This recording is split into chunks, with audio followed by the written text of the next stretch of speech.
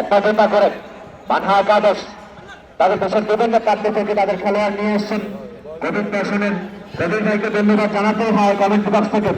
24 নম্বর jersey পরিহিত খেলোয়াড় লম্বা করে উঠে মেরেছেন, চমৎকার হার্ড করে দলকে বাড়িয়ে দিলেন। একটা দুটা করে রাখতে পারলেন না।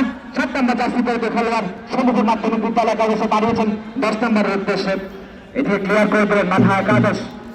8 নম্বর জার্সি পরিহিত খেলোয়াড় বাড়িয়েছেন। প্রতিটি আক্রমণ তারা উদাস দিয়ে করছেন, একের পর এক সফল হতে পারছে না কোনো দল। দর্শকরা হা করে তাকিয়ে আছেন, একটি গুরুত্বর আছে। দুর্বল শটের কারণে সেটি বেসতে গেল। ডানপ্রান্ত দিয়ে একটা দুটা করে পশ্চিম প্রান্ত ওখানে দল চলে গেল তার রেখার বাইরে।